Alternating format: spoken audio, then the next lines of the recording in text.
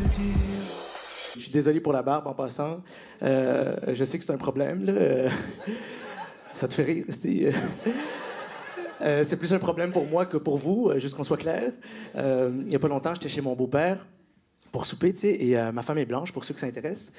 Et il y en a qui savent où ça s'en va. Et de nulle part, à table, mon beau-père se met à me faire des jokes de talibans, OK? Normal, OK? De nulle part. Il a dit, puis je te regarde, mais c'est tu fais de talibans, toi, tabarnak? Et là, tout le monde à table se met à me faire des jokes de talibans, OK? Effet domino de jokes de talibans. Et moi, comment tu veux que je réagisse, esti? Je suis juste comme... tu sais, je veux pas rajouter au malaise, là. Déjà que la bouffe est dégueulasse, OK? Excusez-moi, Québécois, Québécoises, vos ancêtres ont fait le tour de la planète à la recherche d'épices. Mettez-en dans la bouffe, tabarnak! Ben ouais! Ben ouais! Il y a autre chose que les feuilles de basilic puis le laurier, là! Il y a beaucoup de gens qui sont morts pour que la bouffe coûte zéro. Esti, comment? J'étais assis à table, j'avais de la peine. Je sais que j'avais de la peine parce que quand j'ai de la peine, j'ai envie de tous les tuer. Et on sort dehors, je regarde mon épouse, je suis comme, bébé, man, qu'est-ce qu'il va falloir que j'accomplisse pour qu'on me traite comme un Québécois, tabarnak? Je suis comme, yo, j'ai gagné des Gémeaux, man, tu sais. Combien de talibans tu connais qui ont gagné des Gémeaux, là? 0 taliban. J'ai checké sur le site, il n'y en a pas un. Je suis comme, bébé, je suis sur Netflix. Je suis sur Netflix. Il y a juste 2 Irakiens d'origine sur Netflix. Moi et Saddam Hussein. OK, excusez. Excusez. On choisit pas ses acolytes, hein? C'est dans des moments comme ça, à table, devant tout le monde, que je me dis... puis ça arrive pas souvent, mais ça m'arrive des fois, je dois me confesser. C'est dans des moments comme ça, à table, devant tout le monde, que je me dis que j'aurais aimé ça être blanc. Mais faites attention, je vais faire une parenthèse qui est très, très importante. J'y tiens fondamentalement. Ça m'a pris plusieurs années d'expérience avant d'arriver à cette conclusion. Et j'y tiens, OK? Moi, je pars du principe dans la vie que nous ne sommes qu'un, OK? Il n'y a qu'une seule race humaine et l'existence est une tragédie pour tout le monde. OK, je suis persuadé qu'au fil d'arrivée, on va tous se regarder puis on va être comme... avoue que c'était de la marde. Hein? ça a fait mal tout le long, hein? Calisse, ça a fait mal, esti. Mais quand je manque d'énergie, quand je suis paresseux, je me dis, j'aurais aimé ça être blanc. Parce que tu sais ce qu'ils disent, le gazon est toujours... Je sais pas ce qu'ils disent...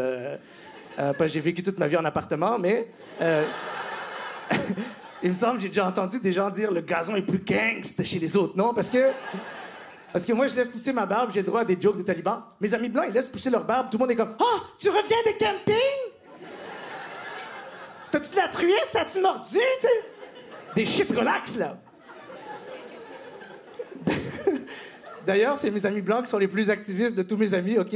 C'est toujours eux qui se fâchent quand je leur raconte cette histoire avec mon beau-père. Ils sont comme, pourquoi tu lui as rien dit? Fallait le remettre à sa place. Je suis comme, yo, j'ai rien dit à mon beau-père. J'ai rien dit. Je vais vous dire pourquoi j'ai rien dit. J'ai rien dit à mon beau-père parce qu'il m'aime, esti. OK? Il m'aime. Je le sens dans sa manière de me permettre d'appartenir tel que je suis à sa famille. Je le sens dans chacune de ses paroles qu'il y a de l'amour. Puis est-ce qu'on peut arrêter de faire semblant qu'on sait c'est quoi l'amour? Je veux dire, chaque personne ici a sa propre définition de ce que c'est que l'amour. Mais tu partages pas nécessairement la même définition que la personne qui est assise à côté de toi. La seule chose sur laquelle on est réellement d'accord, c'est que l'amour requiert un effort. Et dans cette situation, je fais l'effort de comprendre que pour mon beau-père, c'est plus facile d'être raciste que de dire « je t'aime ». OK?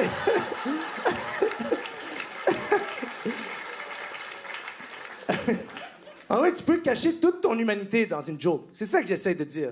C'est pour ça que je me méfie des gens qui n'aiment pas les jokes, tabarnak. OK? Et d'ailleurs, cette barbe, c'est pas une joke. Cette barbe, ce n'est pas une joke, OK? C'est ma barbe de chômage. Ouais, ça te fait rire? J'avais pas de travail pendant 2 ans, là. Vous étiez où, d'ailleurs, mes estis, pendant 2 ans? C'est pas votre amour qui a payé mon hypothèque, hein? C'est mon épouse. Et... yes! Je suis un homme moderne.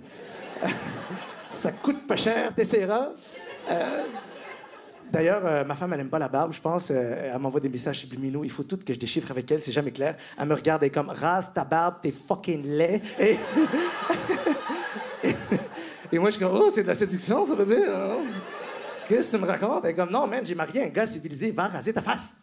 Je suis comme, non, je rase pas ma face. Parce qu'ils m'ont tout pris pendant la pandémie, OK? Tu sais, quand tu traverses une tragédie, on dit contrôle ce que tu peux contrôler. Je veux que ma face représente mon statut socio-économique actuel. Est-ce que c'est trop demandé? Je veux que partout où j'aille, les gens y voient dans ma face, sans que j'utilise l'alphabet, j'ai pas de travail! OK? Là, j'avoue que j'ai recommencé à travailler. Au départ, c'était ma barbe de chômage, mais là, c'est rendu ma barbe de protestation politique. OK? Ouais. Contre le gouvernement, tabarnak, parce que je leur fais pas confiance. OK? Je sais pas si t'as senti le malaise dans la salle. Tout le monde est comme, oh shit, on a perdu Adib aussi. Il nous a fait dépenser de l'argent pour nous dire, faites vos recherches! Ouvrez vos yeux! Ils sont partout, Asté! Calmez-vous, OK? C'est pas que je leur fais pas confiance, Guillaume le Métis-Vierge. J'attends le vaccin du terroir, là, ou je sais pas quoi, là.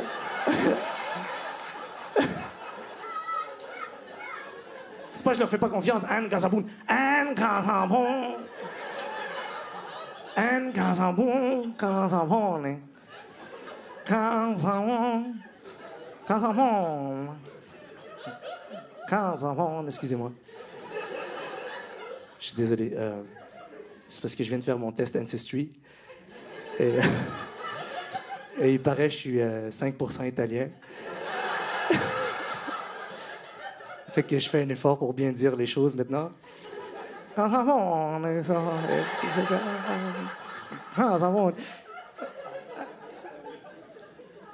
Pour ceux qui savent pas c'est quoi Ancestry, c'est vraiment malade.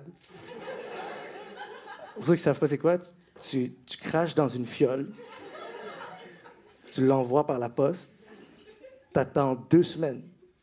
T'es italien, tabarnak.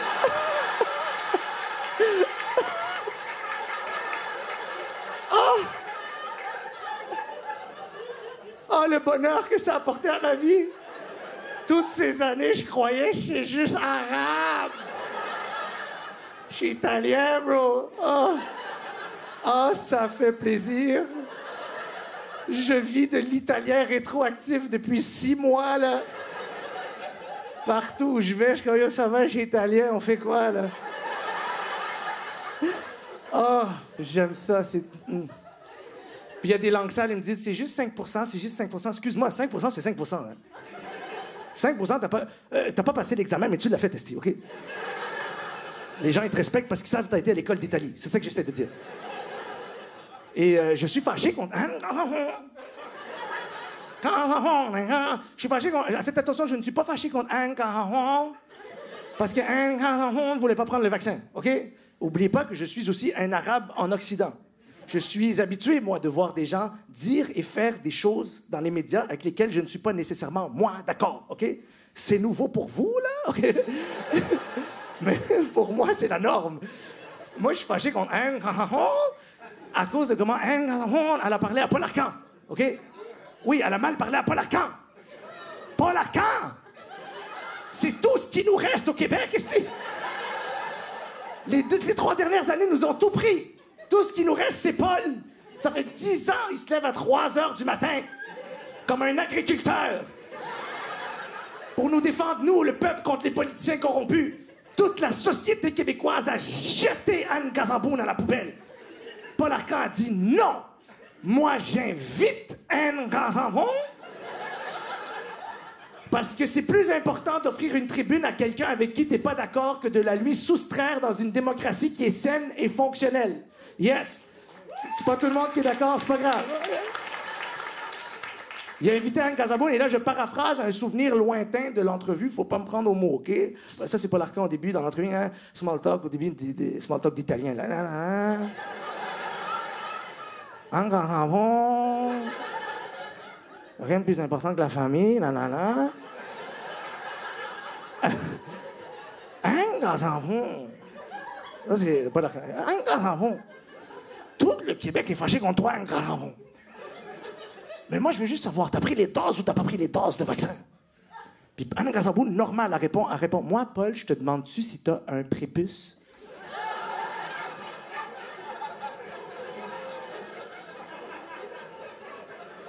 Anne Gazabou, tabarnak.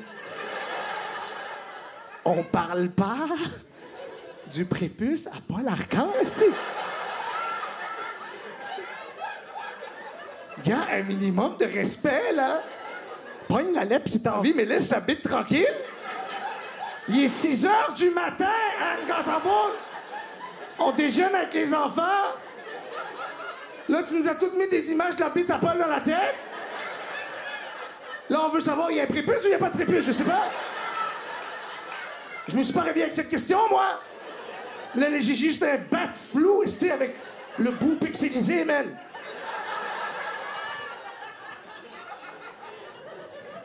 Pauvre Paul Arcand, man. Paolo Arcando, comme on dit chez moi. Non, je fâchais contre le gouvernement à cause de la manière dont ils ont traité le milieu culturel québécois pendant les 2 années de la pandémie. Complètement abandonné le milieu culturel québécois. Je ne sais pas si vous saviez qu'ils dépensent des millions de dollars de votre argent, notre argent, pour acheter de la publicité et nous convaincre que c'est important de se sentir fier d'être québécois. Ils nous vendent un sentiment d'appartenance comme si c'était une paire de chaussures, quand on sait très bien que ce qui contribue réellement au sentiment d'appartenance puis au sentiment de fierté, ce sont les objets qui rentrent dans le cœur.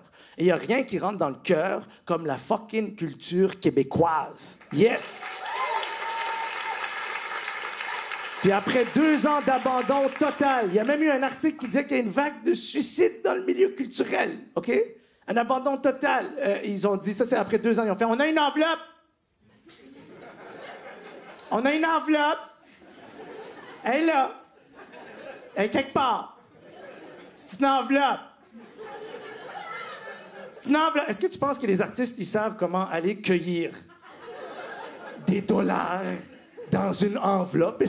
Qui a accès à ça? Les producteurs puis des gens qui connaissent des gens dans des institutions. Si tu veux vraiment aider des artistes, donne-nous pas une enveloppe, donne-nous de la poudre. Non, c'est vrai. C'est vrai. Tout le monde est comme tout ça pour ça, dit, il fallait une joke, OK? Non. Non, mais c'est vrai, je suis fâché, je suis peut-être fâché. En fait, je suis fâché contre le gouvernement parce que, tu sais, on sait réellement comment quelqu'un se sent par rapport à toi dans la manière dont il se comporte avec toi, OK? Et de la manière dont ils sont comportés avec le milieu culturel, ça m'a fait réaliser quelque chose que j'étais peut-être pas prêt à comprendre ou à voir. Ce qui m'a fait réaliser, c'est que ce que je fais en ce moment, c'est pas un travail. 2 ans de pas de travail, tu te dis, j'ai pas de travail, tu comprends? Au moins, j'ai pas rien fait, j'ai réfléchi, tu comprends? C'est un peu rien faire, là, mais... J'ai réfléchi et j'en suis venu à la conclusion que ce que je fais en ce moment, c'est beaucoup plus de l'ordre du miracle qu'autre chose. OK? Ça, c'est 2 ans de réflexion, tabarnak, OK? Pour arriver à cette conclusion, que ce que je fais en ce moment, c'est de l'ordre du miracle. J'ai réalisé, après 2 ans de réflexion, j'en suis venu à la conclusion que pour que je fasse qu'est-ce que je fais en ce moment, il faut que la démocratie soit stable et que la société soit fonctionnelle. OK? Et je ne sais pas si vous réalisez que jusqu'à tout récemment dans l'histoire de l'humanité, les gens s'empalaient le cul pour se dire bonjour, OK? Et qu'il y a beaucoup de gens qui ont sacrifié leur vie, pas juste ici au Québec ou en Occident, mais à travers l'histoire de l'humanité, puisque le progrès est un travail d'équipe qui traverse le temps et l'espace, OK? Il y a plusieurs gens qui ont sacrifié leur vie pour que vous puissiez être assis ici ce soir et rire. D'ailleurs, vous pensez que vous êtes là pour rire? Non. Rire, c'est la conséquence de la célébration du miracle de la démocratie qui fait en sorte qu'un esti de crétin peut sacrifier toute sa vie pour être un esti de crétin 24/7. Puis partout où il va, les gens sont comme « T'es le meilleur crétin! » Puis lui il est comme « Ouais, c'est moi le meilleur crétin! » Et vous avez des vies difficiles, puisque l'existence est une tragédie. Et vous vous dites, pourquoi ne pas ponctuer cette tragédie de comédie en donnant de l'argent aux crétins? Comme ça, il peut dire des crétineries pendant 1h30, puis après ça, tu rentres chez toi, puis tu te dis, tabarnak, qu'est-ce qu'un crétin? OK? Ce que j'essaye de vous dire, c'est que la scène de stand-up va pas très bien à Bagdad en ce moment.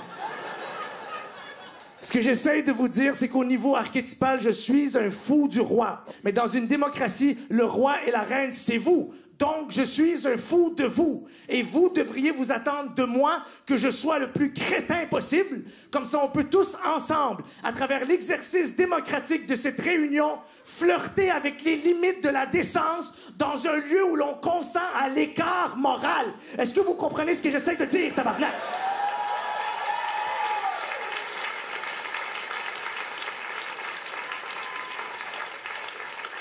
Et la manière dont le gouvernement a traité le milieu culturel pendant 2 ans, ça m'a fait réaliser que pour les temps durs, il faut un vrai travail. OK? Et c'est pour ça que j'ai décidé que mon vrai travail, ça allait être plombier. Ça te fait rire, j'ai même pas fait la formation encore. Ah, c'est sérieux, les gens rient de moi. Non, j'ai décidé que j'allais être... Excusez, pour vrai, je veux m'expliquer. J'ai décidé que j'allais être plombier parce que pendant la pandémie, j'ai parlé avec mes arbres. Et... c'est important de parler aux arbres. Si vous avez l'opportunité de le faire, faites-le, OK? Pas longtemps, parce qu'il se passe des choses dans ta tête. Il y en a un, il s'appelle Michel. Et d'ailleurs, nous en sommes venus au consensus, mes arbres et moi. Consensus, hein? Pas conclusion. Parce que je me réserve le droit de continuer à réfléchir. C'est pas des astis de conifères qui vont me dire quoi penser, là, OK? Nous en sommes venus au consensus, mes arbres et moi, que pour assurer la pérennité de notre relation, oui, ils sont sur mon terrain, mais ils m'appartiennent pas. Voilà. Je sais pas si t'as déjà crevé un abcès avec des arbres, mais tabarnak. Ça fait du bien, toute la journée, ils te regardent. Non. C'est ça qu'on s'est dit à la fin. Je te jure, c'est ça, avec Michel, j'étais comme d'accord, Michel, d'accord. Je souscris à la loi canadienne, mais j'appartiens à sa nature. OK? T'es content, Steve? Bon, ça, c'est pas le genre de phrase que tu vas comprendre tout de suite. Et c'est normal. Ça requiert un certain lot de méditation. OK? Dans une semaine, tu vas être en train de marcher. Puis tu vas sentir cette phrase émerger en toi. Puis tu vas être comme... Je souscris à la loi canadienne, mais j'appartiens à sa nature. Et tu vas voir, si tu réfléchis juste assez longtemps, ça mène nulle part. C'est juste un piège pour voir si vous attendez à autre chose de moi que des crétineries. Ne me faites pas confiance, je suis un charlatan, OK? Sauf quand je vais être plombier, là, vous allez pouvoir me faire confiance, OK? Mais je te jure, j'ai décidé que j'allais être plombier parce que pendant la pandémie, il y a un tuyau qui a pété dans ma maison. Oui, parce que les malheurs ne viennent jamais seuls. Il y a un tuyau qui a pété dans ma maison et c'était la première fois de ma vie que j'ai dû investiguer les tuyaux parce que c'est récent dans ma vie d'avoir une maison. Moi, j'ai toujours vécu en appartement, comme je vous ai dit. C'était la première fois que j'avais investigué les tuyaux. J'ai commencé à investiguer les tuyaux, bro. Le monde est fait de tuyaux, man! J'avais jamais porté attention à ça. Il y en a partout. Partout où tu vas, il y a des tuyaux. Je suis en train de péter une note. J'ai jamais dit merci à personne pour toute l'eau que je bois. Et là, moi, ça, c'est des dilemmes de gars d'appartement, OK? Ça, c'est des dilemmes de gars d'appartement. Ce que je comprenais pas par-dessus tout, c'est comment ça se fait que le tuyau est pété dans mon sous-sol et j'arrive pas à boire de l'eau en haut, OK? J'étais tellement confus que j'ai été obligé d'appeler un expert, un plombier. Puis je le regardais travailler, puis j'avais pas de travail. Puis quand tu regardes quelqu'un travailler, quand t'as pas de travail, tu vois la valeur des choses. Puis je voulais juste servir à quelque chose. J'étais ému en le regardant travailler, à un tel point que j'en suis à un point dans ma vie où rien ne m'émeut plus que le simple fait de la compétence, OK? Je sais pas si tu comprends ce que je veux dire. Parce que quand tu vois quelqu'un de compétent, ça veut pas juste dire qu'il est bon dans quelque chose. Ça veut dire qu'en dépit du fait que l'existence est une tragédie et que fort probablement, il a dû manger maintes et maintes gifles métaphoriques à travers son existence, il s'est quand même dit, je vais devenir exceptionnel dans quelque chose. Comme ça, quand les tuyaux pètent chez le monde, je peux le réparer, OK? Comme je sais que je suis un adulte parce que mon activité préférée maintenant, c'est référer quelqu'un, OK? Je sais pas s'il y en a qui sont rendus là. Comme j'attends juste que quelqu'un me dise, yo, tu connais-tu un plombier? Oui, tabarnak, oui, oui! Il s'appelle Tony, c'est un gars de ma communauté, c'est un Italien, c'était malade, esti. Tu vas rien comprendre. Je te jure, je le regardais travailler avec des larmes aux yeux. Je le regardais travailler avec des larmes aux yeux. Puis lui, il comprenait pas pourquoi je pleurais à côté de lui, là, OK? Moi, j'étais comme, bro, à 80 piastres de l'heure, je pleure où je veux dans ma maison, OK? C'était comme de la poésie pour moi, mais je le regardais, puis à un certain moment, je t'admire, esti. J'ai dit, j'étais pas capable de m'arrêter. Je dis, je t'admire, j'admire ton travail. J'admire ton travail. Puis lui, il savait ce que je faisais dans la vie, fait qu'il me croyait pas. Il est comme, comment est-ce que tu peux admirer mon travail? Toi, les gens, ils t'acclament après tes spectacles. Explique-moi comment tu peux m'admirer, moi. Puis je suis comme, j'ai soif.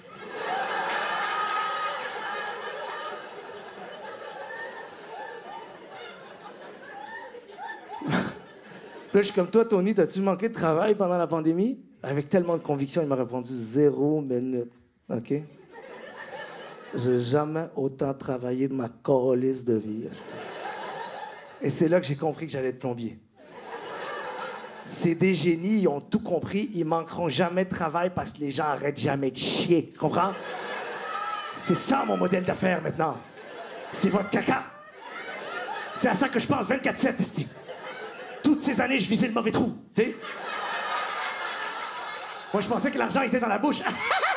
Non! L'anus. C'est là qu'il y a les cash, money, crypto coins, NFTs, motherfucker. Let's go. Si vous n'êtes pas prêt pour moi, plombier, vous n'êtes pas prêt. Adib, plombier, vous n'êtes pas prêt. Vous n'êtes pas prêt pour moi. Je vais être exceptionnel. Déjà, ça commence bien. J'ai une passion pour les tuyaux. Ensuite, fort probablement, je vais être le seul plombier du Québec vérifié sur Instagram. Ce qui risque d'être un avantage substantiel sur la compétition.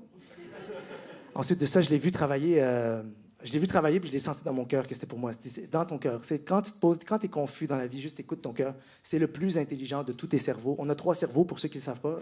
Ta tête, puis en tant que civilisation, on passe beaucoup de temps dans la tête. C'est pour ça qu'on est majoritairement malheureux, OK? Ensuite, tu as le cœur, puis tu as le ventre, OK? Puis si tu es capable d'apporter ton attention un peu plus bas puis regarder les shit avec ton cœur, il se passe des affaires fucked up, OK? Je te jure, moi, je le regardais travailler quand...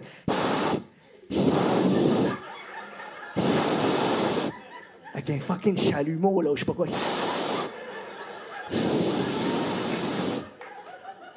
Du feu, tabarnak! Qui ici a du feu à son travail, man? Je te jure, c'est la vie de ma mère. Le gars a mis un casque d'astronaute. Et je te jure, il m'a dit « Tosse-toi », OK? Il a sorti du feu. J'étais comme ça, c'est pour moi, man. Je vais être bon là-dedans, c'ti. La souderie, là, ou je sais pas quoi, là.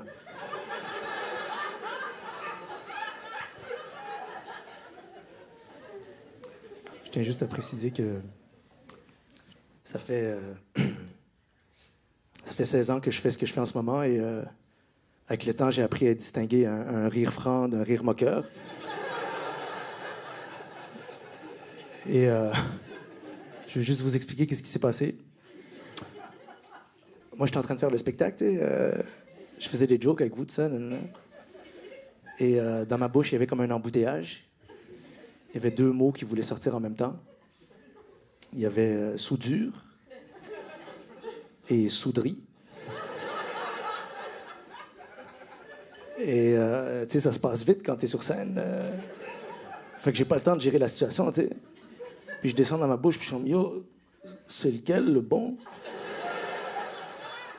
Puis souderie est comme, yo, c'est moi, fais-moi confiance, man.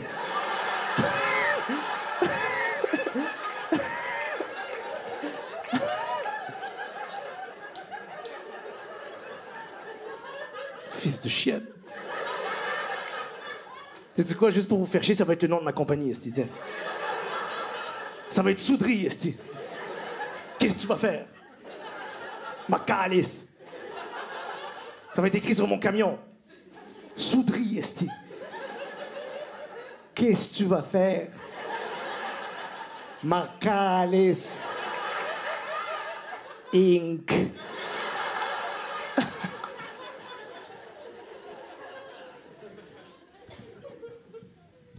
Je dis que j'ai pas de travail, mais en même temps, je suis vraiment content d'être là. Mon épouse est vraiment contente que je sois là. On a vraiment passé une belle pandémie ensemble. On a réussi à optimiser notre temps, mais je vous cacherai pas que je sors transformé. de la pandémie, OK? Je ne sais pas si vous vous rappelez, il y a 3 ans, François Legault nous regardait là, dans l'écran, là, dans la caméra. Il nous regardait. Puis il était comme « Rentrez chez vous. » Puis nous, on était comme « Je suis déjà là. »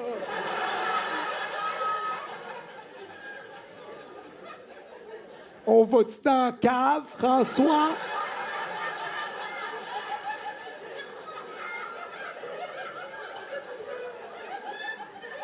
Dis-moi où aller, s'il te plaît. Il a dit rentrez chez vous. Et moi, mon cerveau a compris. Regarde comment c'est bizarre un cerveau, OK?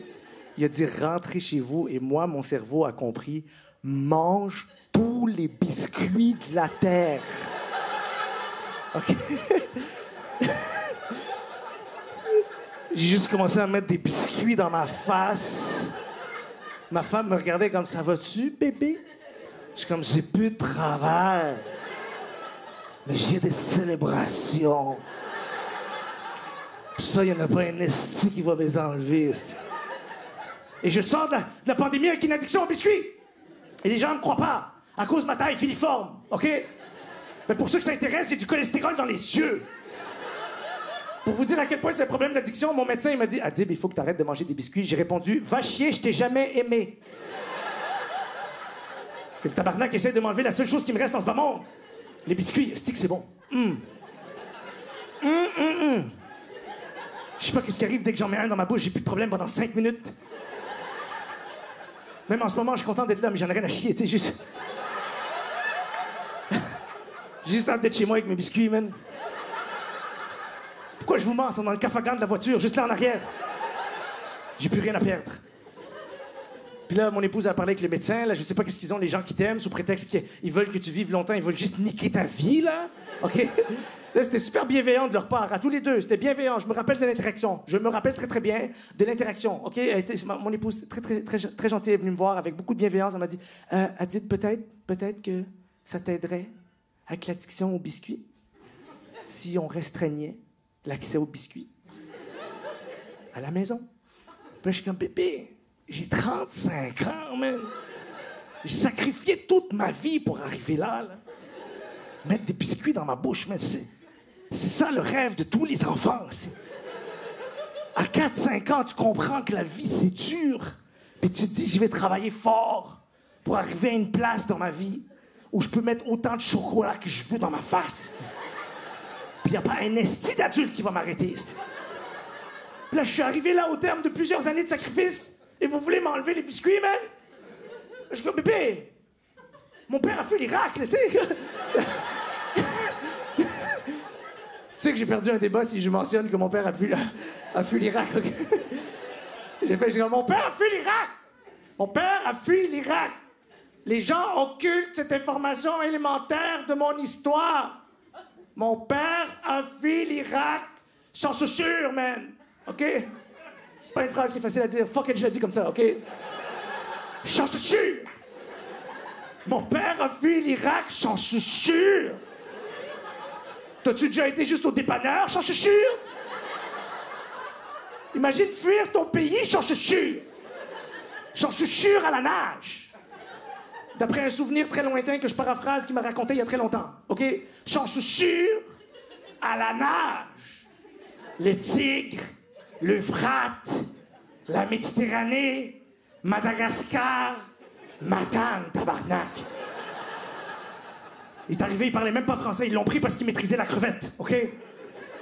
Tout ça motivé par un petit morceau de papier qu'il avait inséré dans sa poche, sur lequel il avait transcrit « Observez le pouvoir des mots. Je fais tous ces sacrifices pour que mon fils puisse un jour mettre autant de Oreo qu'il veuille dans sa gueule. » Puis là, je suis arrivé à cette place, puis c'est rendu que 80% de mon énergie, c'est trouver des manières clandestines de dissimuler des biscuits dans ma maison. L'autre 20%, c'est manger des biscuits en cachette. C'est pas une vie, man. J'ai des choses à faire. J'ai rien à faire, mais... Le pire dans ma condition, c'est que... Ça te fait rire, rester. C'est une condition. Le pire dans ma condition, c'est que j'ai pas le droit de me victimiser. À la maison, c'est interdit. C'est pas une loi officielle, mais c'est une loi sous-entendue que tu comprends. Parce que mon épouse est dotée de beaucoup trop de sagesse. Je sais pas si tu as déjà essayé de te victimiser avec quelqu'un qui est doté de sagesse. C'est impossible. C'est comme de l'eau bénite sur la bite du diable. Ça marche pas, OK? Je sais pas pourquoi j'ai dit ça. C'est à vous maintenant. Faites-en bon usage. T'as déjà essayé de te victimiser avec quelqu'un de sage? C'est impossible, impossible. Ça, c'était moi pendant la pandémie. J'étais comme...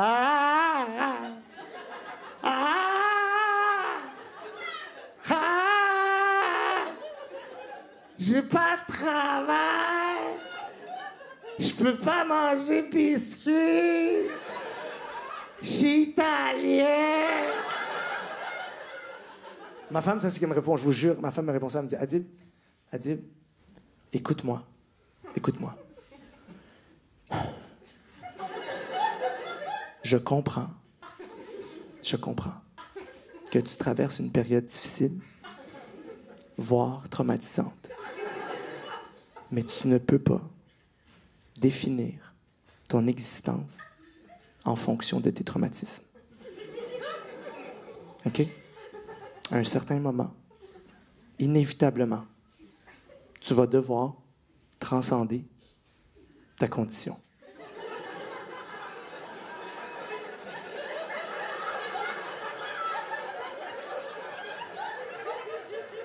Moi, je veux juste un biscuit à l'érable. Je suis rendu dans un TED Talk, là. C'est quoi ça, man? Obligé d'aller me victimiser chez mes amis. Tu sais que t'as des mauvais amis quand tu peux te victimiser avec eux, tu sais. Ça veut dire que vous avez les mêmes problèmes. Mais vous voulez juste pas le voir ensemble. Aveugle, en équipe, bestie. Je suis allé voir mon ami d'enfance, on se connaît depuis qu'on est haut comme ça. Cascas Tongué, Cassandra Castonguay, tout le monde l'appelle Cascas. Personne l'appelle Cascas, mais je travaille là-dessus, OK? Je suis allé voir Cascas, j'ai dit, oh, Cascas, man. Il y a personne qui veut me donner biscuit, man. À cause, il dit, j'ai une addiction au biscuit, man. Puis Cass, ça me répond, je vous jure, Cass, ça me dit, Adib, excuse-moi, je t'arrête tout de suite, ça me dérange quand tu dis que tu as une addiction au biscuit, puis elle a mis, il y a des guillemets à mon problème, là, tabarnak, OK? Elle me dit, ça me dérange quand tu dis que tu as une addiction au biscuit parce que ça diminue puis ça enlève de la valeur aux vraies addictions, comme la cocaïne. Puis moi, j'étais comme, oh shit, Cass, excuse-moi, comme, c'est pas du tout prémédité ce que je veux te dire, j'ai pas pensé à ça en venant ici, mais va chier, je t'ai jamais aimé. OK? Comme, excuse-moi, j'ai pas dit que mon addiction était meilleure que celle des autres. J'ai juste dit que selon mon expérience, c'était désagréable. C'est quoi que tu me proposes comme alternative, là? C'est quoi, il faut que je me réveille le matin puis que je me lamente avant toute chose? Dès que j'ouvre les yeux, avant même d'avoir dit bonjour aux êtres chers, faut que je sois comme la cocaïne! Quelle drogue horrible! Une drogue qui te donne confiance en toi et l'énergie pour danser toute la nuit. Ah ben, sortons les violons et pleurons tous ensemble l'horrible sort des bourgeois. Je suis comme, Cass, on peut pas faire une compétition de qui a plus de compassion que l'autre, OK? Puisque l'existence est une tragédie. Source intarissable de souffrance. Ce jeu ne se terminera jamais. Tu veux jouer? Veux-tu jouer juste pour le fun? On joue pour le fun. On joue pour le fun, juste pour exposer un point. OK? On joue pour le fun. À qui a plus de compassion? Qui a la meilleure compassion? Toi, tu as de la compassion pour les cocaïnomanes. Fine. Moi, j'ai de la compassion pour les Colombiens. Coincés dans leur village natal, dont toute l'économie locale repose sur la cueillette de feuilles de coca, avec des AK-47 sur la tempe. Tout ça pour que Steve de Blainville puisse aller coller son bat de poilu sur le cul non consentant de Natacha au Beach Club, tabarnak. Puis là, Cass est comme, ben voyons, qu'est-ce qui te prend? Je suis comme, je veux des biscuits, man. OK. Je suis en sevrage. Puis le pire, c'est que j'ai eu raison. J'ai eu raison. Puis ça, c'est la pire de toutes les addictions. Avoir raison. Se sentir moralement supérieur aux autres, c'est la pire de toutes les addictions. Je le sais parce que j'ai pas été capable de m'arrêter. J'étais comme, sais-tu quoi, Cass? À bien y penser, mon addiction est pire que toutes les addictions. OK? Addiction au biscuit, c'est pire que toutes les addictions. Pire que la cocaïne, pire que l'héroïne, esti. Je persiste et signe. Là, je suis comme, est-ce que l'héroïnomane, à chaque matin, il reçoit une circulaire, esti? OK? À sa porte, avec son héroïne préférée. Elle est rare. 2 fois moins cher que la semaine d'avant? Non, ça, c'est moi qui dois dealer avec ça, esti. Il me donne des points, tabarnak. Si je prends 2 boîtes, il me donne des points. Et si j'accumule assez de points, il m'envoie au Mexique. C'est pour ça que j'ai déménagé dans un village récemment. J'ai déménagé dans un village parce qu'il y a moins d'épiceries. C'est plus facile d'esquiver le vice. C'est sérieux, je suis très sérieux. J'ai déménagé dans un village il y a pas très longtemps. Et honnêtement, après 30 ans en ville, habiter dans un village, j'aime ça, hein, j'aime ça. Mais c'était un choc. J'aurais dû lire un livre ou quelque chose, là. C'est fucked up, là. Après 30 ans en ville, t'arrives dans un village, c'est très étrange. Tout le monde parle à tout le monde. Genre des vraies conversations, là. Il y en a même, ils viennent vers toi, comme... Tu sais, moi, je suis un gars de la ville, je suis comme, get the fuck away! What the fuck do you want? Ils sont comme, non, doux, homme de la ville. Nous te voulons du bien. Il se rappelle de ton nom. Il se rappelle que c'était dit la semaine passée. C'est des estis de malades. Ça tisse des liens, crée des relations à long terme, parle de weed eater toute la journée. Tout le monde parle à tout le monde connaît tout le monde. Là, mon épouse, elle a parlé au gars au IGA.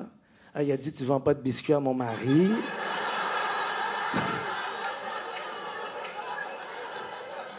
Là, le tabarnak, il a mis une photo de moi à la caisse. C'est rendu, il faut que je fasse mon pookie dans les stationnements. Aller voir les enfants. Yo, tu peux m'acheter des biscuits, man? Je t'achète des cigarettes, tu m'achètes des biscuits?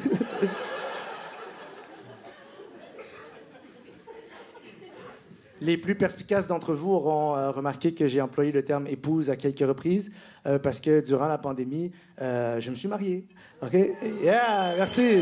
Merci beaucoup. Merci sincèrement. Un des plus beaux jours de ma vie, le plus beau jour de ma vie. Puis en plus, mon épouse et moi, on était vraiment contents parce qu'on est 2 introvertis de nature. Puis on était vraiment contents d'inviter personne. C'est vrai, il y avait quand même des gens, il y avait quand même quelques personnes. 2 types de réactions le jour de mon mariage. 2 types de réactions. Premier type de réaction, c'est des gens qui venaient puis étaient comme wow, wow, wow. C'est formidable. C'est extraordinaire.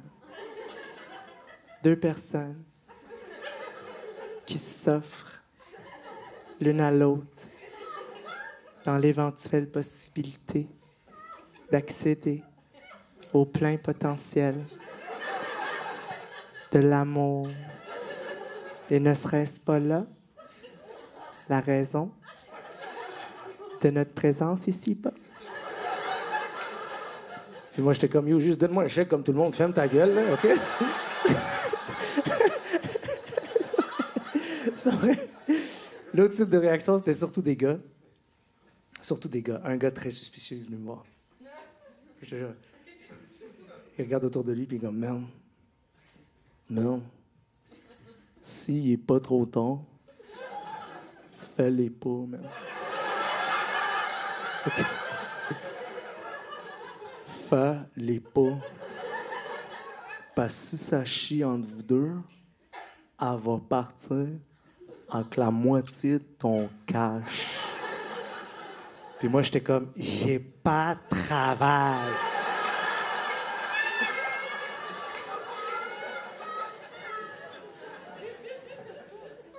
Puis, tu sais, je comprends que les gens ont vécu des choses exceptionnellement difficiles avec des divorces, puis toutes ces shit-là, mais tu peux pas aller dire ça à quelqu'un qui a trouvé quelqu'un qui donne un sens à sa vie, tu comprends? Moi, je suis romantique depuis que j'ai 4 ans. J'appelle même pas ça être romantique. Un de mes plus lointains souvenirs, c'est de trouver quelqu'un qui donne un sens à ma vie. Je le dis pas pour être cute, esti, je le pense sincèrement, man. Non, je te jure, esti.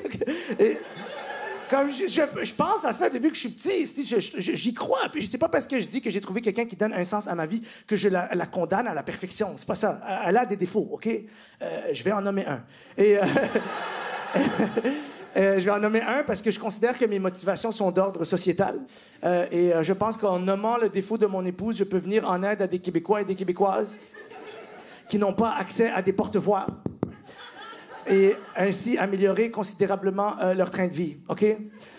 Donc, le défaut de mon épouse, qui est un défaut d'ordre sociétal, c'est qu'elle fait du télétravail. Je ne sais pas si vous avez entendu parler de cette nouvelle tendance à l'international, le télétravail. Pour ceux qui ne savent pas c'est quoi, c'est des gens, ils dégagent jamais! Ils sont tout le temps là! 24/7! Depuis 3 ans! Leur bureau, c'est la maison qu'ils ont colonisée au grand complet. Ils sont en train de niquer le tissu social québécois qui repose sur la qualité de ces couples, OK? Observez que toute civilisation fonctionnelle offre un terreau fertile à l'amour et à la famille. Et moi, je parle aux Québécois et Québécoises après les spectacles et je commence à sentir qu'il y a du ressentiment qui gagne du terrain dans le cœur de mes compatriotes. Not on my fucking watch, OK? C'est rare que je parle en anglais, mais avec moi, tu voyages pour pas cher, OK? Alors, au nom de tous les Québécois et Québécoises qui n'ont pas accès à des porte-voix, s'il y a des gens dans la salle qui font du télétravail, là, vous retournez au bureau, tabarnak, OK? Ils osent pas vous le dire. On a pris les doses de vaccin. Get the fuck out of the house. Yes, yes. Ils osent pas vous le dire. Prends tes astis de post-its, là, OK? Que t'as accroché partout dans la maison. Prends tes conversations de qu'est-ce que Jean-Jacques qui t'a raconté au bureau aujourd'hui, que j'ai tout entendu, OK? Je dirais même que c'est Jean-Jacques qui m'a réveillé un matin. Puis il va croupir dans le métro comme tout le monde. Honnêtement, je commence à savoir comment ils sentent les racistes, esti. Je te jure, à tous les jours, je regarde mon épouse, je suis comme, retourne, d'où tu viens, t'es juste...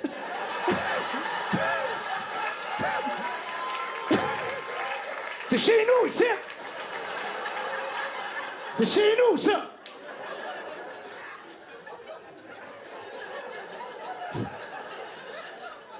Honnêtement, les télétravailleurs, vous êtes une bande de chacals mal élevés, c'est ça que vous êtes. Excusez-moi, c'est sorti tout seul. Bande de sans scrupules, je sais qu'il y en a dans la salle. C'est sûrement vous qui avez payé pour les billets, d'ailleurs, j'apprécie, merci beaucoup. Ils s'applaudissent, c'est évidemment, ils s'applaudissent. À chaque soir, ils s'applaudissent. J'ai de l'argent, oui. Bande de... Vous êtes vraiment une bande de sans scrupules, c'est ça que vous êtes. Le jour, je regarde mon épouse, je dis sans scrupules, il faut que je te parle. J'avais sans scrupules, c'est sorti de seul. Elle me dit, pourquoi tu m'appelles sans scrupules? Je dis, c'est l'objet de la conversation. Je dis, justement, c'est ça. J'ai consulté tout le village. Il y a consensus. J'ai parlé avec tout le monde. Tout le monde est d'accord pour dire, t'as pas de scrupules. Et là, je me fais le messager, il faut dans la vie toujours avoir 1 ou 2 scrupules sur toi. On sait jamais.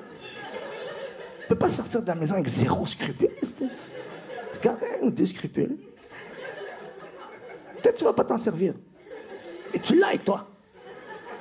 Là, tu sors dans la rue. Oh, la vie est ainsi faite. T'es indifférent avec quelqu'un. Tu lui donnes un scrupule.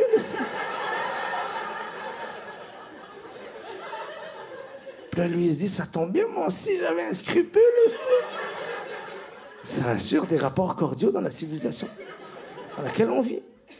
Parce que juste pour vous expliquer dans quel climat je vis, depuis 3 ans, sous prétexte que madame, elle a un travail, moi, il faut que je mette des pantalons.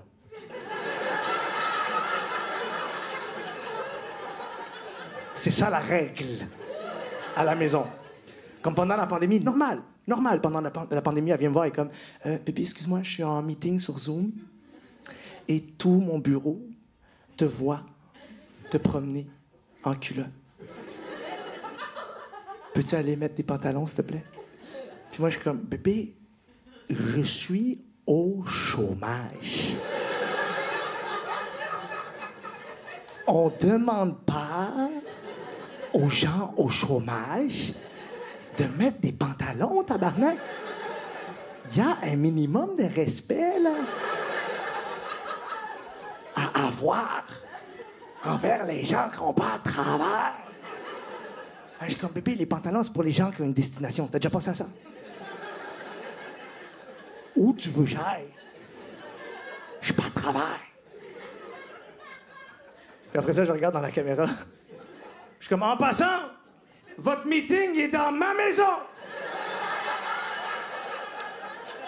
My house, my rules, motherfuckers. So, c'est pas moi qui mets des pantalons, c'est vous calissez en culotte, let's go. Et vous me devez un loyer, Jean-Jacques. Ça fait 2 ans que je regarde Netflix dans la toilette comme un pauvre, là. J'ai tellement senti l'odeur de la merde, je commence à rêver d'être plombier, bro. Tout est dans tout, esti. Non, évidemment, on était vraiment content qu'elle travaille. Par contre, c'est vrai que c'était le plus beau jour de ma vie quand j'ai dit ça. Ça, c'est totalement vrai. Je le dis parce que je me sens presque punk rock. Je me sens presque punk rock. Subversif quand je dis que j'ai aimé mon mariage. Je sais pas si vous comprenez ce que je veux dire. On m'a tellement diabolisé l'expérience en amont. Et moi, j'ai vécu cette journée-là comme la plus belle journée de ma vie. J'ai vécu ça comme une expérience métaphysique. Je te jure, c'est tellement étrange, le mariage. Quand tu y penses, ça fait des milliers d'années qu'on fait ça. Quel étrange rituel, OK? Quand tu fragmentes l'exercice, c'est l'affaire la plus bizarre sur Terre, OK? T'invites toutes tes personnes que t'aimes. Ils sont toutes là. Ils font juste te regarder, gars.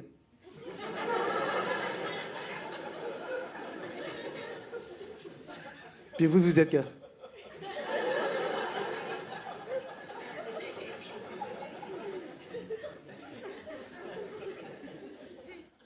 On s'aime. Est-ce que c'est bébé, là? C'est vraiment ça, c'est comme... On s'aime. C'est pour ça qu'on vous a tous dérangés. C'est pour vous dire qu'est-ce que vous savez déjà. Et je comprends qu'on vit à une drôle d'époque, je le comprends. On vit à une drôle d'époque et peut-être même que c'est propre à la nature humaine, je ne sais pas. Peut-être que toutes les époques traversent ça. On vit à une drôle d'époque parce qu'il y a plusieurs choses évidentes, progressistes, vers lesquelles on veut tendre. Puis il y a plusieurs choses traditionnelles que certaines personnes veulent garder, esti. Puis le problème avec ces choses-là, c'est que chaque individu veut le faire de manière volontaire, à son rythme, OK? Puis des fois, tu vois tout le monde aller dans une direction, puis t'es confus. Fait que je reviens à écouter ton cœur. D'ailleurs, moi, dans mon couple, une affaire progressiste, je pense qu'on fait, c'est que je suis la personne qui parle le plus de ses émotions, OK? Et ce que je te dis, c'est mon outil de travail. C'est avec ça que je raconte des histoires, OK? Ma femme, elle, c'est un homme de 55 ans, là, qui revient de la guerre, là. La seule façon de savoir qu'il a vu quelque chose, c'est quand elle bûche du bois en arrière dans la chaîne.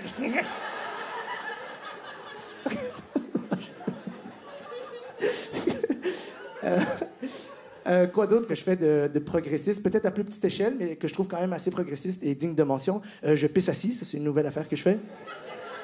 Yes, je pisse assis, puis j'en parle parce que les hommes en font une affaire de virilité, de pisser debout, OK? Et moi, j'ai toujours pissé debout. J'ai toujours pissé debout parce qu'on m'a toujours dit de pisser debout, OK? Depuis que je suis petit, on m'a dit de pisser debout, je pisse debout. Mais à un certain moment dans ta vie, tu te réveilles un matin puis tu te dis, tabarnak, je suis doté d'un libre arbitre, merde, tu sais, je peux faire mes choix, tu sais? Et j'ai décidé de faire ce choix il y a quelques mois, en fait, peut-être 1 an, quelque chose comme ça. J'étais chez moi, OK? J'étais chez moi en train de pisser, comme toujours, debout. Et il y a un rayon de soleil qui traverse la fenêtre, OK? Dans un angle parfait, OK? Un rayon que je vais qualifier de céleste, OK? Et pour la première fois de ma vie, telle une révélation. Je constate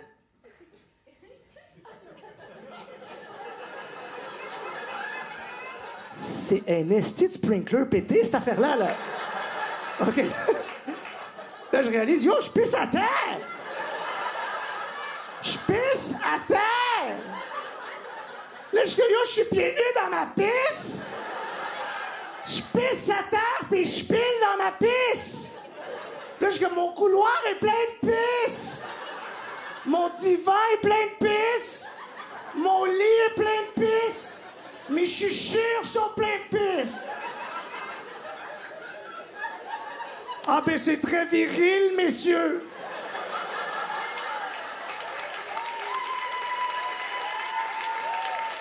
Baigné dans son urine!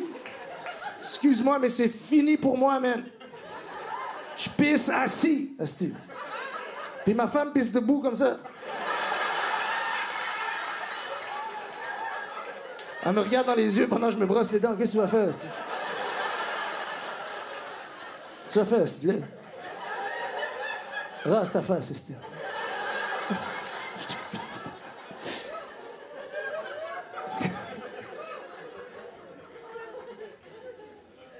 Pauvre elle, j'arrête pas d'inventer des choses à son sujet. Mais si ça peut vous rassurer, on peut considérer qu'elle a coécrit ce spectacle avec moi parce qu'il n'y a pas une chose que je dis dans ce show qui n'a pas d'abord été rigolé ou discuté avec elle. Non, c'est vrai. Puis j'ai dit que j'allais nommer un défaut. Il y a un défaut qu'elle m'autorise réellement à partager avec vous. Un défaut. Et son vrai défaut, c'est qu'elle a un TDA, trouble de déficit d'attention. Je ne sais pas si vous avez déjà chillé avec des TDA. Il faut faire quelque chose avec eux, là, OK? Faites attention, je les respecte. Hein? Ils souscrivent à la loi canadienne, tout. Là, c'est juste que, tabarnak, toute la journée, ils sont sur une autre fréquence, là, ces gens-là. T'sais. Et faites attention, j'ai rien contre les fréquences. Vous aurez remarqué que j'ai d'ailleurs ma propre fréquence, OK? C'est juste qu'elle, son problème, c'est qu'elle est tellement dans sa fréquence, elle dit des mots, elle s'en rend pas compte. Il y a des mots, il sort sa bouche. Elle sait pas. C'est dangereux, là. En 2023, je peux la canceller en 2 minutes, là. Elle dit des shit fucked up, là. Oui, je te jure, l'autre jour, je suis en train de faire la vaisselle. J'aime ça faire la vaisselle. C'est un lieu de détente pour moi, ça me sécurise, OK? Je suis en train de faire la vaisselle et je la sens, elle arrive dans mon angle mort, tu sais. Toujours l'angle mort, tu sais. Là où je peux pas me protéger, tu sais. Mais je la sens sur sa fréquence, tu sais. Et elle passe derrière moi, et sans s'en rendre compte, je vous jure, sans s'en rendre compte, elle passe derrière moi, puis elle fait « Alors, tu fais la vaisselle, petite salope? »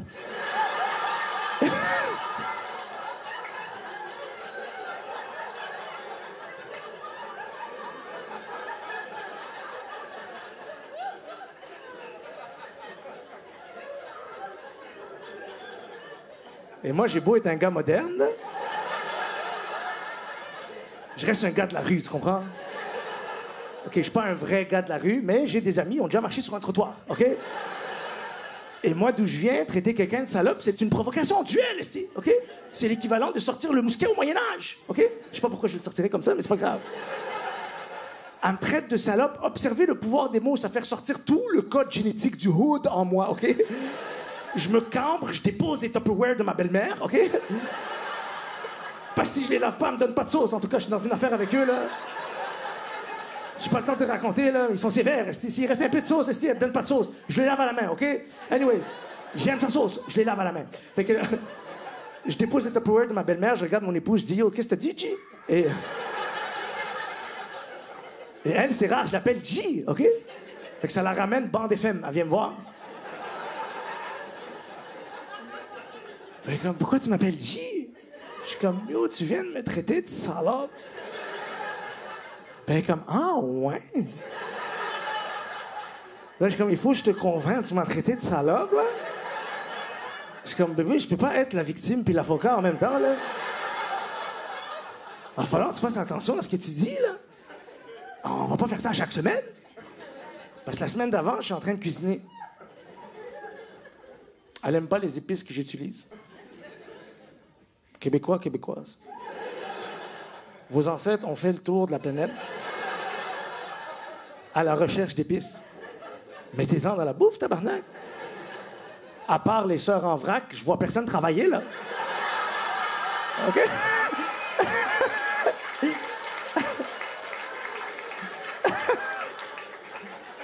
Moi, je suis là avec mon khirkoum, ras el-hanout, skinchbir. Ma femme passe derrière moi, puis sans s'en rendre compte, elle fait « Asti que ça sent le tamoul », puis elle part.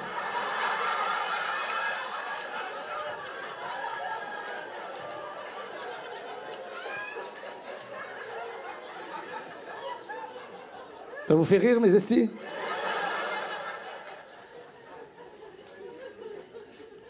En même temps, c'est bon pour moi.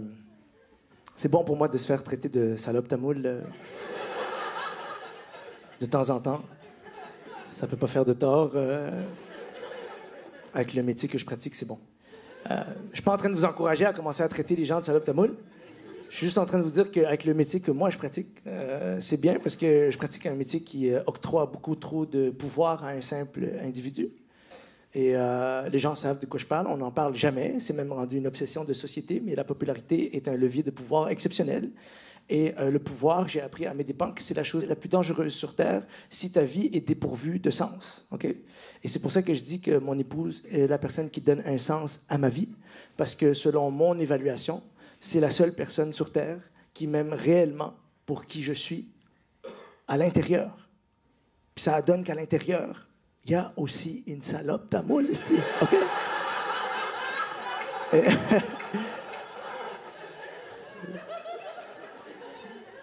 Ah, c'est vrai, man. C'est vrai que la popularité est un levier de pouvoir exceptionnel. Et les gens le savent. Si vous saviez combien de gars viennent me voir avec tellement d'espoir dans les yeux, juste des papillons dans les yeux, ils viennent me voir et ils sont quand même, man.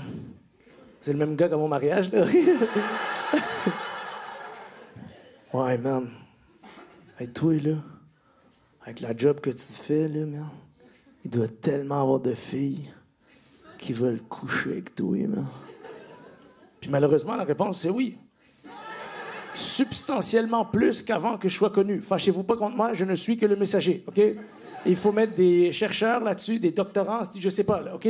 Il faut qu'on travaille là-dessus en tant que société pour comprendre qu'est-ce qui se passe lorsque quelqu'un gagne en popularité. Il y a plus d'êtres humains qui sont volontaires à entrer en relation intime avec lui. Moi, je sais pas, OK? Tout ce que je peux te dire, c'est que je sais que ma vie avait changé à 24 ans, OK? Je venais juste de percer dans l'espace public québécois. J'étais chez moi, dans mon appartement, avec ma famille, à Ville-Saint-Laurent, OK? J'étais assis dans ma chambre, à Dibassi, tu sais... J'ai toujours été à Dibassi, moi. Moi, on m'appelle Adibassi. Personne m'appelle Adibassi, mais je travaille là-dessus, OK? J'étais assis, j'avais 24 ans, je venais juste de percer dans l'espace public, je suis assis, et de nulle part, mon téléphone, ping, Messenger, OK? Et je prends mon téléphone, et en lettres majuscules, d'une personne que je connais pas, OK? En lettres majuscules, sans trait d'union, c'est écrit « Baise-moi ». Comme « Baise-moi ». Pas genre « Bonjour ». Baise-moi! Non, juste comme « Baise ». En passant, baise avec un S à la fin de baise, OK? Baise-moi! Comme j'ai été à l'école publique, puis je sais qu'on met pas des S à un ordre, si. Baise-moi! J'avais peur, OK? J'avais physiquement peur. Je ressentais de la peur ici parce que j'ai jamais évoqué ça chez quelqu'un. Impossible. Jamais dans ma vie, une fille a arrêté sa conversation. Donne-moi juste 2 secondes. Baise-moi! Ce n'est pas ça que j'évoque chez les gens. J'évoque au mieux un père présent, OK? Puis le gars était comme, man, dis-moi que t'as couché avec, est-ce que... J'étais comme, non, j'ai pas couché avec elle. Puis je vais te dire pourquoi. Puis je vous jure, il est comme, non. Je veux pas le savoir. Ça me fait chier, c'ti. Ça me fait chier. Ça me fâche, c'ti. De savoir que le bon Dieu, il a donné tout ce pouvoir-là à quelqu'un qui en profite pas, c'ti. Dis-moi si j'étais toi, man, je fourrais tout ce qui bouge, c'ti. Puis j'étais comme, tabarnak! Je fourrais tout ce qui bouge. Comment cette expression a survécu?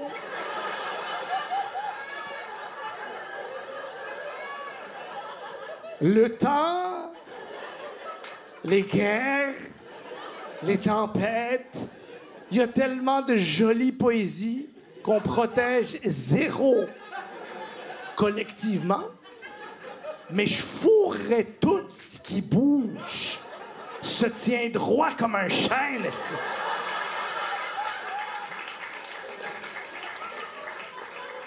J'étais comme, yo, il va falloir que tu te lèves tôt en esti, fourrer tout ce qui bouge, là. Tu vas te blesser, man.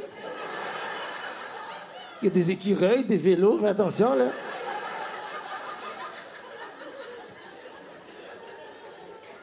Le gars, il voulait même pas savoir mes arguments.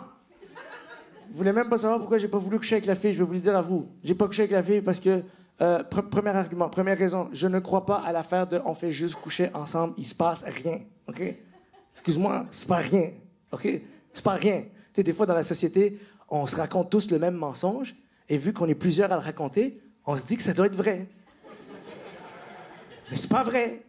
C'est pas rien, esti. C'est peut-être pas grand-chose. C'est peut-être pas mémorable. C'était peut-être pas long. Mais c'est pas rien. Comme deux êtres humains, c'est pas rien.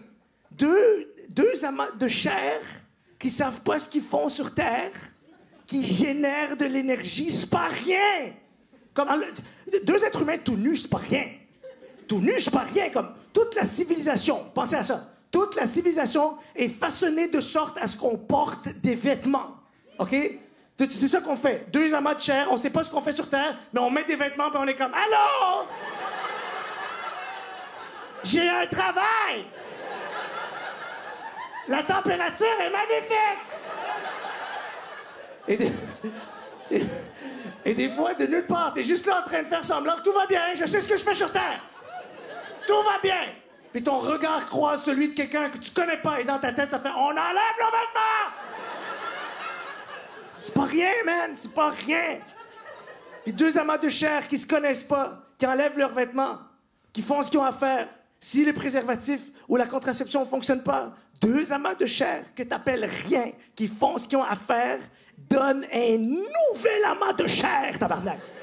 Il y a 2 secondes, c'était rien. 9 mois plus tard, Mathias, c'est dit, OK? Faut que j'y donne un nom, moi, ou rien. Tu comprends? C'est pas rien. Moi, c'est à ça que je pense. Il faut penser à des choses comme ça. Si quelqu'un tombe enceinte, moi, je peux pas juste m'en aller. Il faut que je faut que je fonde une famille avec cette personne-là. Puis dans ma tête, c'est comme, je peux pas coucher avec elle, elle met des S, apaise-moi, tu comprends? Elle pourrait clairement pas aider nos enfants dans leurs devoirs, là. OK? Des fois, ça offusque les gens, tu sais, quand je fais des jokes de français. Mais si vous avez entendu comment je parle depuis le début du spectacle, vous aurez remarqué que je n'ai aucune leçon de morale à donner à qui que ce soit sur la manière de parler. Okay?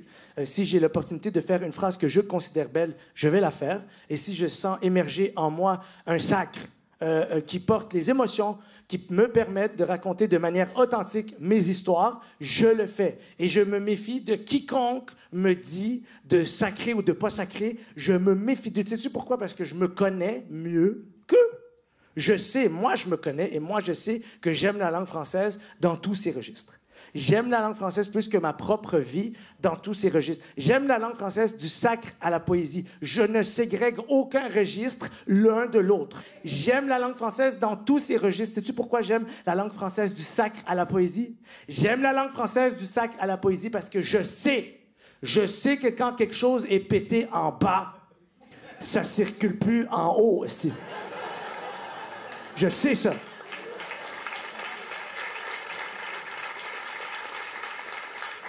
J'aime la langue française plus que ma propre vie et les gens ne me croient pas quand je dis ça. Sais-tu pourquoi les gens ne me croient pas quand je dis ça? Parce que les gens oublient que mon père a fui l'Irak. J'en suis sûr. Mon père a fui l'Irak, j'en suis sûr, man. Mon père a fui la dictature de Saddam Hussein dans les années 70, à la fin des années 70. Pour ceux qui ne savent pas c'est qui Saddam Hussein, c'est un monsieur que, quand il n'était pas d'accord avec toi, il te découpait en morceaux, OK? Et mon père, il s'est dit, je ne veux pas te chiller ici longtemps, tu comprends? Fait qu'il est parti d'Irak comme un gars qui quitte un party sans dire bye. Let's get the fuck out of here, motherfuckers. Puis, il est juste parti. Pourtant, il avait une très, très belle vie. Il adorait sa vie. Il me le racontait avec beaucoup d'enthousiasme. Il était professeur, c'était sa passion. Enseigner la langue, c'était sa passion. Lui était devenu professeur parce que quand il était petit, dans son village, sa mère était monoparentale puisque le père de mon père, mon grand-père, est mort lorsque mon père avait 3 ans. Okay? Et sa mère, elle a dû travailler très, très fort pour envoyer tous ses enfants à l'école. Et quand il voyait comment ça rendait fière sa mère de lire et écrire, il s'est dit, ben moi aussi, je veux devenir un professeur et je vais offrir ce cadeau-là à des enfants. Puis un jour, ça c'est lui qui me raconte ça, un jour, il rentrait de l'école et il traverse un long rang de campagne et il y a une voiture qui s'arrête à côté de lui et il y a 7 gars qui sortent avec des AK-47.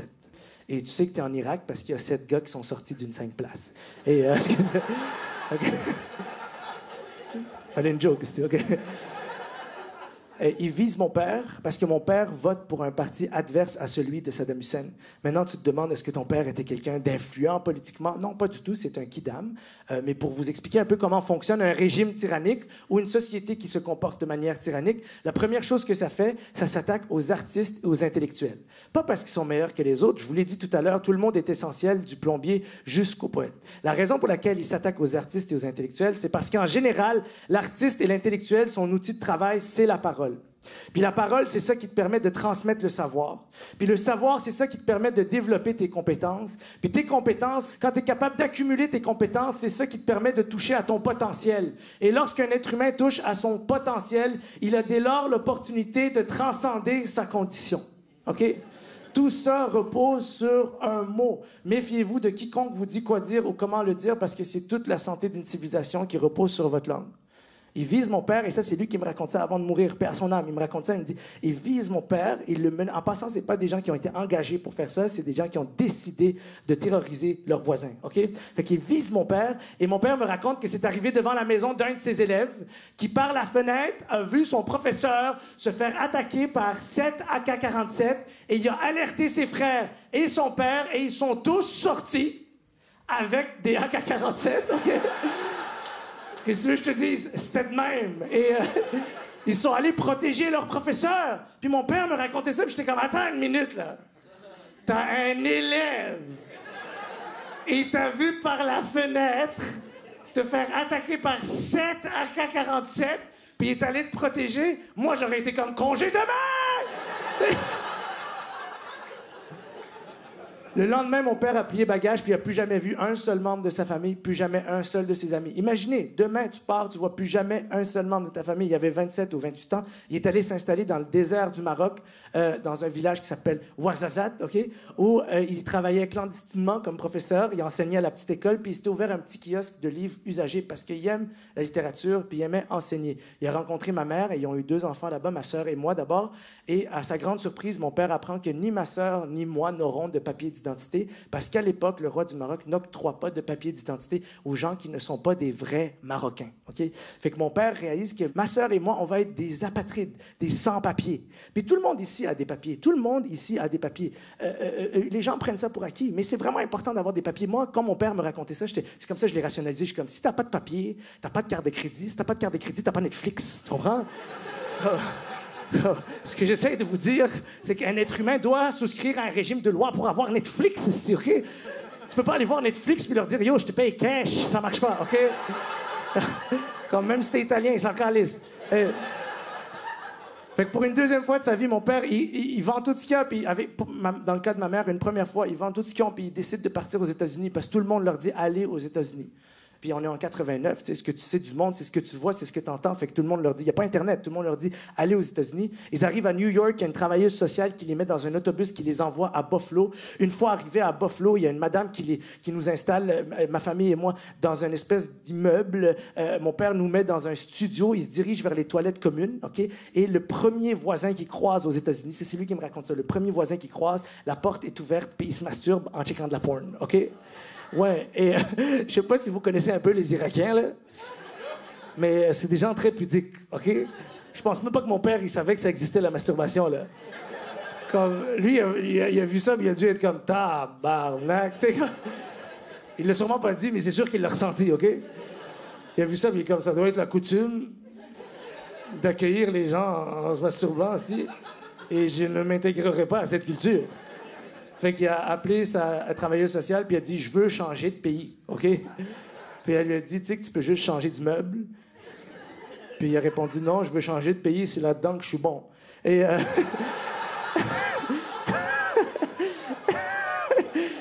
Puis elle lui a dit, mais il te reste juste 100 $. Tu m'as dit qu'il te restait 100 $. Tu as à peine assez d'argent pour aller au Mexique ou au Canada. Et comme je suis pas sûr que tu vas aller au Mexique, c'est un peu comme l'Irak, mais en espagnol. Et là, c'est vrai. Puis après ça, elle lui a dit, puis le Canada, je veux dire, si t'as pas aimé les États-Unis, c'est à peu près la même chose. Elle dit, c'est pas exactement la même chose, tu sais. C'est à peu près la même chose, mais c'est pas exactement la même chose. Puis mon père lui dit, est-ce que les gens se masturbent la porte ouverte? Puis elle est comme, non, je vais bien être trop frette pour ça, aussi. Es-tu malade? Je veux pas pogner une enjure au bat. C'est moi qui ai rajouté ça. Elle lui dit, ben en fait, c'est pas vrai. Je t'ai dit que c'était à peu près la même chose, mais c'est pas vrai. Il y a un endroit en particulier qui est très, très différent. Ça s'appelle le Québec. Okay? Et c'est un endroit où on parle 2 langues, mais principalement le français, puisque la langue nationale, c'est le français. Et mon père, il entend 2 langues. C'est un professeur. Okay? Il pète une note. Okay?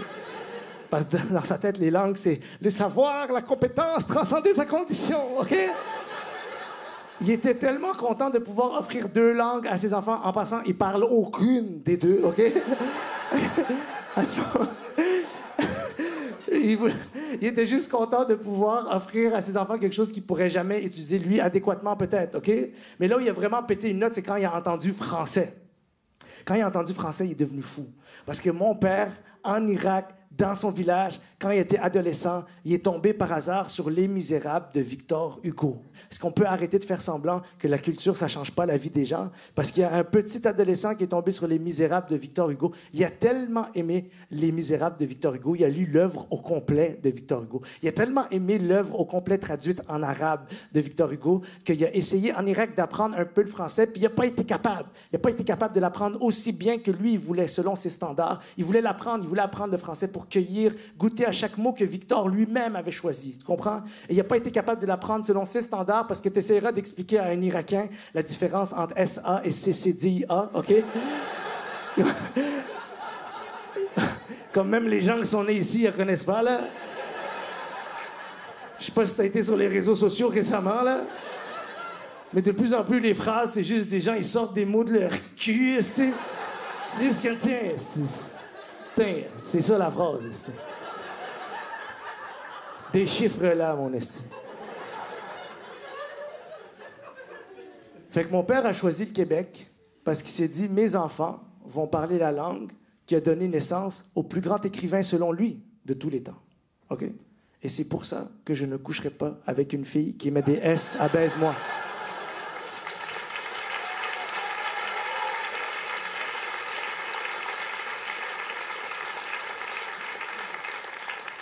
Puis quand tu y penses, maintenant j'habite dans un village au Québec. Et c'est notamment parce que Saddam Hussein était nesté d'éclater de la tête. Parce que Hassan II voulait pas me donner de papier d'identité. Parce que Victor Hugo écrit bien en tabarnak. Et parce qu'un gars voulait se branler un dimanche matin à Buffalo aussi. Qu'est-ce que tu veux que je te dise? Tout est dans tout. Et c'est pas parce que j'adore habiter dans mon village que je trouve ça toujours facile. Hein? Faites attention. C'est pas facile d'être le seul de quelque chose quelque part. Il y en a qui connaissent pas cette expérience-là, mais inévitablement, dans la vie, tout le monde finit par la vivre. T'sais. C'est pas facile d'être le seul de quelque chose quelque part. À la longue, ça t'use. Si t'es blanc et tu veux connaître mon expérience, ferme tes yeux, imagine t'es au Sénégal au IGA tout seul. OK? T'as rien contre les Noirs, t'es juste comme tabarnak, je suis tout seul. Elle est où ma gang? Ginette! Juste pour vous donner... Juste pour vous donner une idée, je suis la seule personne dans mon village qui a dû chanter au Canada pour avoir ses papiers d'identité. OK? Je sais pas si vous saviez que c'est comme ça qu'on octroie les papiers d'identité au Canada. Il faut que tu te lèves un mardi matin. Tu t'habilles bien avec toute ta famille. Vous prenez l'autobus. OK? Là, tu arrives dans un bureau gouvernemental, puis il y a plein de gens qui sont bien habillés comme toi. Et tout le monde a peur. Tu sais pas pourquoi. OK? Et tout le monde est assis, puis à un moment donné, il y a un juge qui rentre, puis il est comme « Levez-vous ». Et là, tout le monde se lève, puis il est comme « Chante au Canada ». Et là, tout le monde chante au Canada. C'est pas bizarre? C'est pas étrange que la dernière chose à accomplir avant d'appartenir réellement à une société, c'est de chanter. Puis là, tout le monde est juste comme... Oh, Canada. Et s'il y a une fausse note, balle dans le front. Sinon, ça...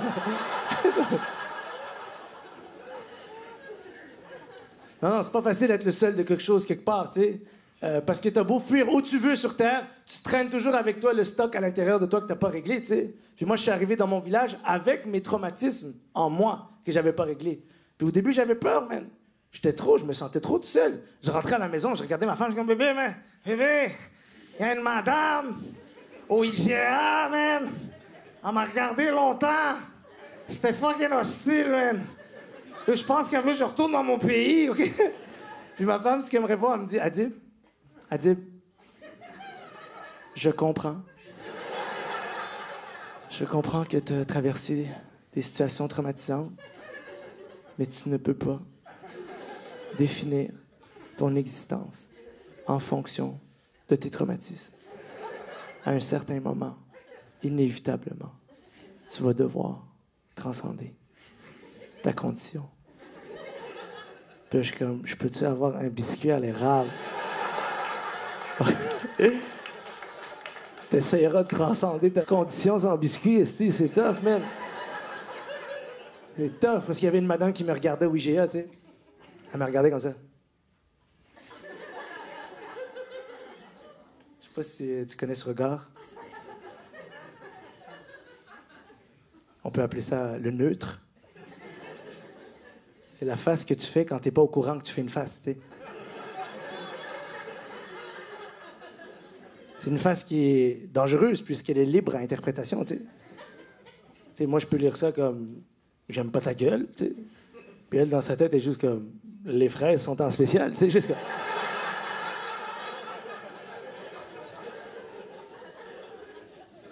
Et je suis persuadé à ce moment-là qu'elle va me dire « retourne dans ton pays ».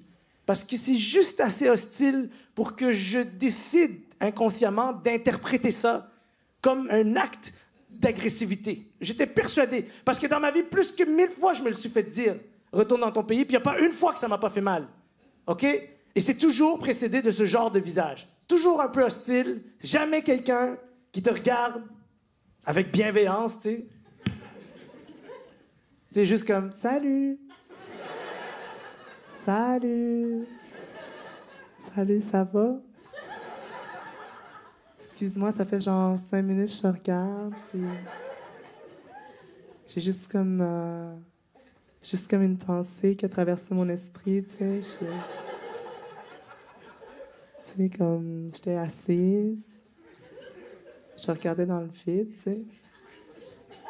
Tu sais, je me plais à dire que je contemplais le néant. Puis là, de nulle part dans ma tête, il y a juste comme une pensée, tu sais, qui est apparue. Puis là, je suis comme, c'est-tu à moi? C'est-tu pas à moi? Je sais pas, tu sais. Non, mais c'est vrai, tu sais, comme, d'où viennent les pensées? Je sais pas, tu sais. Puis là, je me suis dit, tu sais, reste ouverte, tu sais. Reste ouverte, reste curieuse. Puis je me suis permis de juste observer la pensée, tu sais, sans jugement. Puis plus je la regardais, plus chaque mot se transformait en oiseaux avec lesquels j'entrais en relation, tu sais. Jusqu'au moment où je me suis levée. Puis c'est là que ça devient intéressant. Parce qu'une pensée qui n'est probablement pas la mienne, qui s'est métamorphosée en oiseau avec lesquels je suis entrée en relation, m'ont fourni suffisamment d'énergie pour que je déplace un corps d'adulte jusqu'à toi. J'ose même dire, puis là, c'est très personnel. J'ose même dire que l'énergie, c'est la relation qu'on entretient avec nos pensées. En tout cas, je pourrais continuer pendant des heures. Écoute, je me demandais si, à tout hasard, tu serais peut-être intéressé. Puis là, je vais être sûre qu'on te respecte à travers le processus, OK? Je vais être sûre qu'on respecte chacune de tes limites. Là. Mais je me demandais, à tout hasard, si tu serais peut-être intéressé de retourner dans ton pays.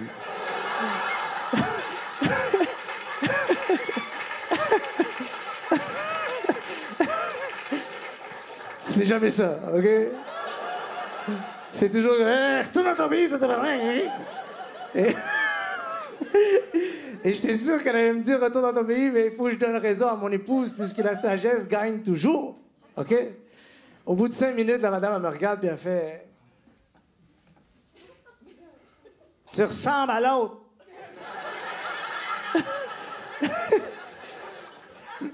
Là, je suis comme quoi? Elle dit tu ressembles à l'autre. Là, je suis comme yo, je fais de la télé, man. C'est peut-être moi l'autre, là. Mais tu sais, je veux pas être arrogant, tu sais. Fait que je suis comme yo, il se peut que je le sois. Puis elle fait non.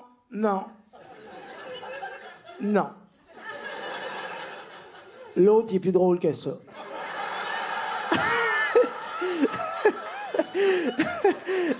Là, je suis comme yo, drôle, c'est moi, man. Un type drôle, tout le monde m'appelle un type drôle, ici. Personne m'appelait comme ça, mais je travaille là-dessus, OK? Puis je dis, madame, drôle, c'est moi, je suis l'autre. Puis elle me dit, non, arrête. Tu ne m'auras pas.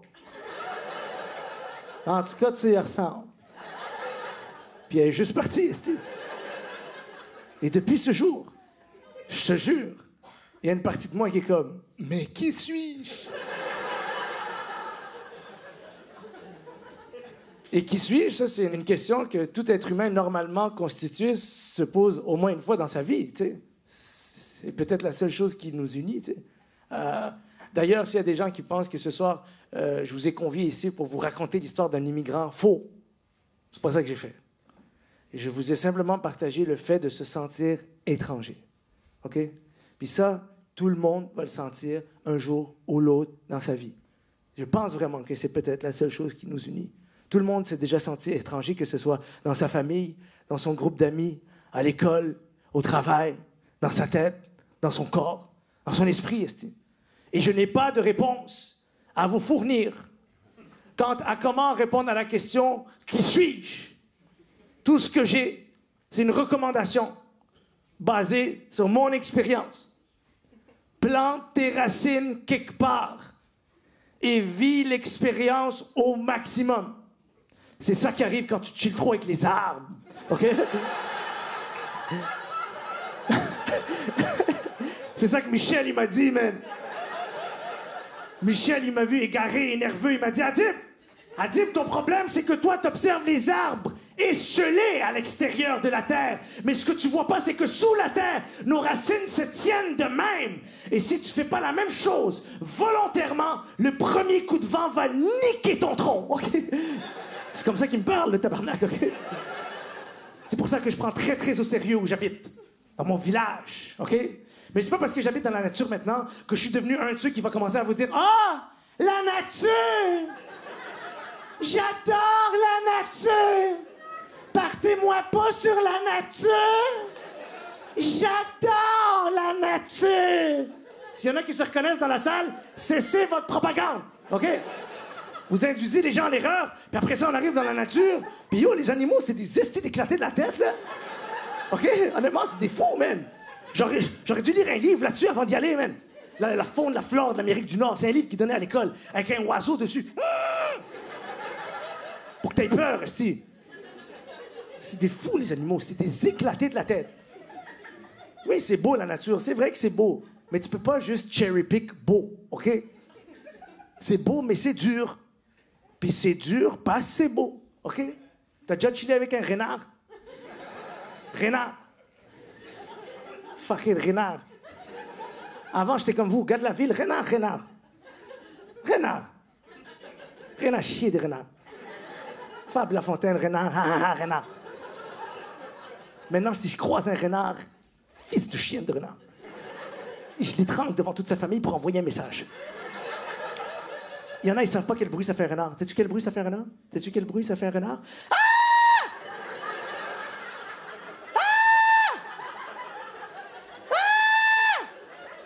À 3 heures du matin, tabarnak! En dessous de ta fenêtre, c'est... Ah! J'ai jamais entendu ça de ma vie, man! Je me réveille en panique, je suis comme bébé. On a quitté la zizanie de la ville pour la quiétude de la nature. C'est quoi ces bruits de sans-abri qui se font assassiner sous ma fenêtre, là? Ma femme automatique, elle me dit, va investiguer. Tout de suite, elle me dit ça. Je suis comme bébé, tabarnak, on est en 2023, man. J'investigue moitié, t'investigues moitié. C'est quoi le problème? Je mets le monocle, tu mets le chapeau, let's go, on est Hercule Poirot, on fait ça ensemble. Elle me dit, est-ce que tu me dirais ça si j'étais enceinte? Je suis comme si on était enceinte. Arrive à ton époque, là. Tu ralentis le groupe, esti.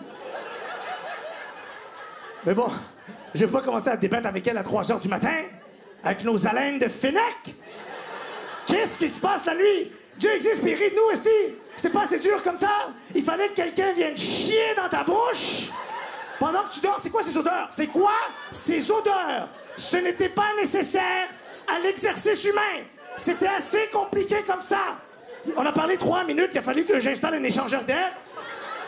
Je vois plus de l'œil droit, tabarnak. L'autre, il a pas arrêté. Ah! Ah! Fils de chienne de renard. Là, je suis comme, tu sais quoi, bébé, fuck it. Je vais aller investiguer tout seul.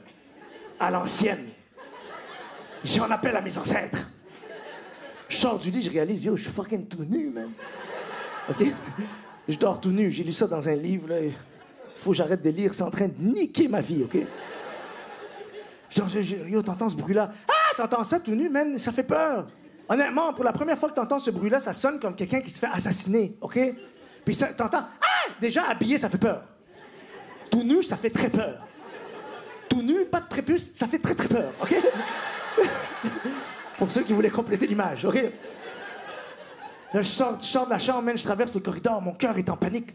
Je vois un couteau comme ça, en traversant la cuisine, juste à côté de la cuisine, je vois un couteau, je le ramasse, je dis, on sait jamais, OK? Je connais pas les bifs qu'il y a dans le village, OK? So, à mi-chemin, je réalise, c'est un fucking couteau à beurre. Avec un peu de Philadelphia dessus, OK? Et je sors dehors, ça c'est comment j'investigue le crime. Et je cache ma bite, évidemment, là. Je suis comme, excusez-moi. Est-ce que quelqu'un a besoin de quelque chose? Puis là, évidemment, le fils de chienne de renard, il va pas venir te dire, c'est moi qui ai niqué ta vie, là. So là, je rentre à la maison, puis j'ai pas de réponse à fournir à mon épouse, tu sais. Ben ouais, ça te fait rire. Pour ceux qui s'intéressent, mon épouse, c'est une chercheur. Chercheur. Chercheur, genre une étude, dit chercheur de chez chercheur. Quand une chercheur te dit, va investiguer, il faut que tu lâches une info, OK? Tu peux pas arriver les mains vides, c'est OK? So là, je m'en vais sur Google. Je suis tout nu, je suis sur Google, il est 3 heures du matin. Je suis comme campagne. Ah! C'est juste pour voir. Google me dit, fais attention, c'est des fils de chienne de renard. C'est le croisement entre le chacal et la hyène, cet animal. Pire animal. Puis là, j'essaie de comprendre, qu'est-ce qu'ils veulent, les fucking renards? Pourquoi ils viennent en dessous de ma fenêtre puis ils hurlent comme ça? Et ça qui arrive, tu sais, ce qu'on dit dans la vie, tu deviens la somme des gens avec lesquels tu passes le plus de temps, tu sais. Et je passais trop de temps avec une chercheure. Ouais, maintenant, quand je me pose des questions, j'essaie d'aller au bout des choses. Des formations professionnelles, tu sais. Sauf que moi, mon département, c'est la nature. Ben ouais, tout le monde m'appelle Adib Nature. Personne m'appelle comme ça, mais je travaille là-dessus. Et j'avais un tableau einsteinien chez moi. Einsteinien. Sur lequel j'avais plein d'indices dans le but de m'aider à résoudre l'énigme du renard qui hurle. À un tel point que les indices dont je disposais dans le moment présent ne me suffisaient pas. J'ai été obligé de plonger dans ma mémoire dans un souvenir d'une semaine auparavant, alors que j'étais assis à ma fenêtre en train d'essayer d'écrire. Parce que c'est pour ça que je suis allé habiter dans la forêt, parce que je suis un artiste québécois, et tous mes artistes québécois préférés ont pondu leurs meilleures œuvres dans la forêt. Fait que c'est ça que je fais. Je vais dans la forêt puis j'essaie d'écrire pour vous. T'sais. C'est pour vous que je travaille. OK? Et d'ailleurs, je tiens à vous remercier parce que ce soir, vous avez pris tout ce que j'ai à offrir. Puis ça tombe bien parce que c'est juste ça que j'ai à donner. OK? Puis je t'assis puis j'essaie d'écrire une histoire pour vous. Et de manière très intrusive. Une gigantesque tortue. Elle s'approche comme ça devant ma fenêtre. Une si tortue, là. 80 000 ans minimum. OK? Il faut que tu lises comme un écorce. En tout cas, c'est une affaire de nature. Vous connaissez pas ça, là, mais... OK? Tu checkes la tortue 80 000 ans comme ça, puis elle me regarde dans les yeux comme ça. Devant chez moi, man. Je sais pas si une tortue t'a déjà regardé dans les yeux. C'est mystique, OK? Puis au début, j'avais envie d'être son ami, mais je réalise, elle est en train de chier sur mon terrain, tu sais. Puis là, je suis comme, yo, c'est quoi ces animaux, man? Ils viennent faire caca comme ça sur ton terrain. C'est pas comme ça qu'on accueille des nouveaux voisins dans le village, OK? Mais je connais pas les tortues, je connais pas leurs mœurs et coutumes. Je sais pas, je me dis, je vais régler ça à l'amiable, par mes talents de communication dus à mes racines italiennes. Donc, je sors de la maison et je fais un peu de small talk avec la tortue, comme ça. Nanana, tout ça, rien de plus important que la famille, là. Là, je dis, effectivement, c'est très important. Mais explique-moi quelque chose. Pourquoi tu es en train de chier sur mon terrain? Et là, je réalise que c'est pas elle qui me menace, c'est moi qui la menace. Et je me cambre vers la droite et je constate qu'elle n'est pas en train de chier, elle est en train de pondre ses œufs. OK? Oui, J'ai eu la même réaction que toi. J'ai vécu ça comme une expérience métaphysique. J'avais l'impression que la patience elle-même a choisi ma maison pour se reproduire. Et là, je reviens dans le moment présent et je fais le lien. Les fucking renards, ils viennent en dessous de ma fenêtre pour manger les œufs de la tortue. Ouais! C'est beau, mais c'est dur. C'est dur parce que c'est beau. Puis moi, je suis devenu la fucking DPJ des tortues, là, OK? Si je suis pas en train de me battre contre les renards, c'est contre les oiseaux. Oiseaux, c'est les pires. Oiseaux, c'est les pires. Avant, j'étais comme vous, gars de la ville, oiseau.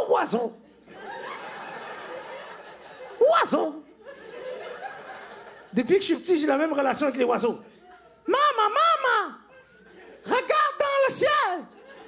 Il y a un oiseau. Je vais la toucher.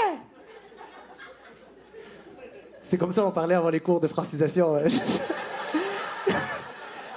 Si jamais vous croisez des immigrants dans votre vie, dites-vous que probablement il y a une chance que cette langue, il l'ait apprise à la sueur de son front, voire à la salive de sa langue, OK?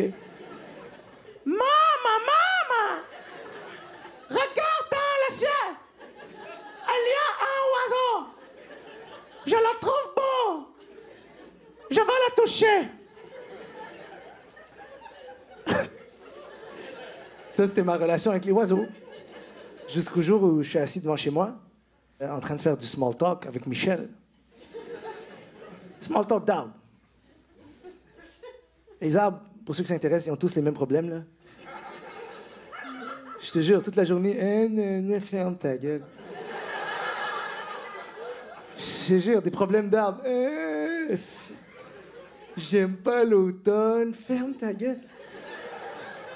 Je perds mes feuilles. Oui, ça repousse au printemps, Michel. Parle-moi de racines, parle-moi de plomberie, fais-moi rêver, bro. OK? Et en plein milieu de notre conversation, je sens dans mon angle mort, éprouvé par mon épouse, la présence d'un danger. Puis depuis que j'habite dans la nature, j'ai comme un radar dans ma tête qui s'allume. Quand je suis en danger, je te jure, dans ma tête, j'entends « Oiseau! » Et là, je dis à Michel « Hold that thought. » OK? Il faut que j'investigue. Parce que si c'est un oiseau pas dangereux, le radar, il s'allume pas. OK?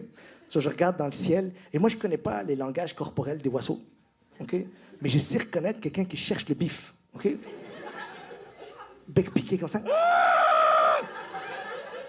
Et sur la vie de ma mère, un oiseau,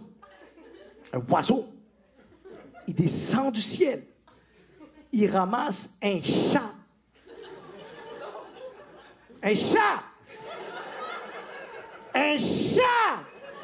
Puis il part normal avec un chat. Puis moi, je suis comme dans quel village de psychopathes? J'ai déménagé où les oiseaux, ils ramassent des chats. Moi, d'où je viens, on se bat entre nous, mais on laisse les chats tranquilles ici. Puis là, je suis comme, yo, tout le monde connaît tout le monde dans le village. Il y a quelqu'un qui l'aime, ce chat. Il faut que j'intervienne. Si c'était une marmotte ou une gerboise, nique sa mère, je m'en fous, OK? Mais un chat, c'est la famille. So, j'appelle la police, OK? J'appelle la police, je suis en panique, je suis comme, Madame, il y a un oiseau. Il vient de descendre du ciel. Il a ramassé un chat. Faut que tu m'envoies du backup, OK?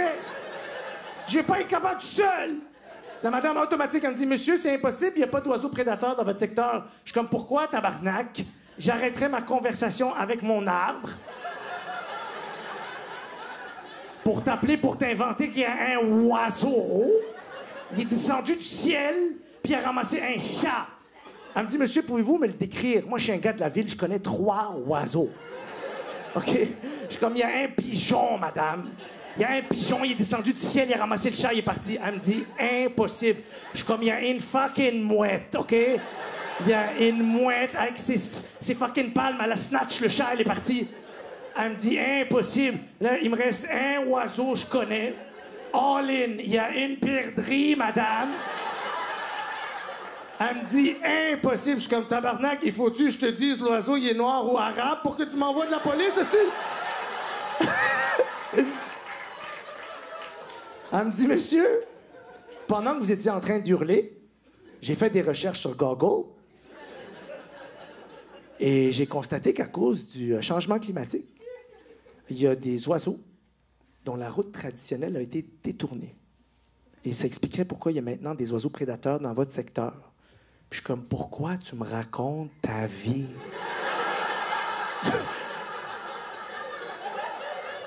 Je t'ai dit qu'il y a un oiseau. Il est descendu du ciel, puis il a ramassé le chat de ma voisine. Il faut que quelqu'un fasse quelque chose. Ça fait 30 minutes à crier caramel, caramel.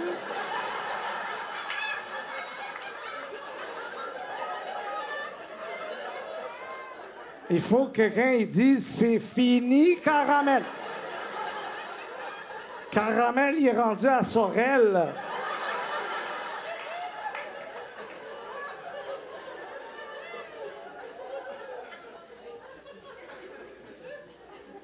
Le lendemain matin, dans le journal de mon village, demi-page, sur un journal de 3 pages.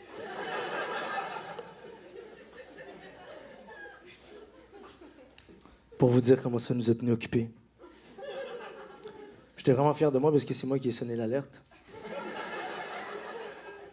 Demi-page, c'était écrit en gros comme ça, c'est écrit « Rangez vos Poméraniens. Rangez vos Schnauzers. Rangez vos Chihuahuas. Rangez vos chats. Il y a un oiseau. Il descend du ciel et il snatch les êtres chers. »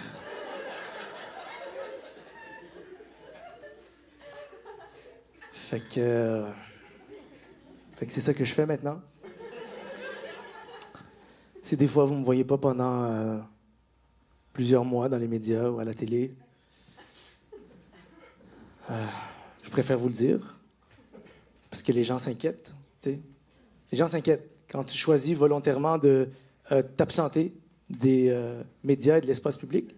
Les gens s'inquiètent quand tu choisis volontairement de t'absenter parce que tu sais que t'es juste un fucking crétin, que t'as rien à dire d'intéressant, et que tu passes ta journée avec des chercheurs qui ont tellement d'informations à offrir aux gens, mais qui sont trop humbles pour même penser le faire. Quand tu décides de t'absenter, les gens, ils ont peur, puis ils viennent te voir, puis ils disent « Ça va-tu? T'es-tu correct? On te voit plus nulle part. » Je défends la patience et je chasse le renard. À un point que je suis devenu une fable, dans mon village. Je te jure, les estis, ils m'appellent l'arabe qui chante. Parce que je chante. Quand je chasse le renard, je chante. J'ai pas le choix. J'ai pas le choix. J'ai tout essayé. C'est la seule chose qui marche. T'as déjà essayé de déjouer la ruse? Ben, c'est ça. Essaye. Essaye de déjouer la ruse. J'ai tout essayé. Il y a une seule chose qui marche. C'est si les mots, ils sortent de ton cœur. That's it. So, c'est ça que je fais. C'est comme ça que je chasse le renard. Il est 3 heures du matin. Je suis tout nu. J'ai mon couteau à bas. Je suis dans la forêt. Puis je suis comme... Je chante comme un coyote. Debout entre deux dunes. Dans le désert des villes. Devant une sorte de lune qui me fascine autant qu'elle me répugne. Les disques en or à 50 000 qu'on va me donner si je chante moins fort ou si je me tiens tranquille. Mais j'ai pas le goût de me laisser faire, rejoindre les rangs nombreux de ceux pour qui chanter veut dire se taire. Je commence enfin à comprendre ce qu'ils ont voulu dire par le silence et d'or. Les limousines pis les disques en platine, pour les avoir, faut faire le mort. Moi je veux hurler, me faire entendre ben haut, jamais redescendre pour faire le beau. Parce que dans ma tête, OK? Parce que dans ma tête, je me dis que si mon voisin me voit chasser le renard en chantant du Jerry Boulet, il va enfin se dire « C'est un Québécois, tabarnak. »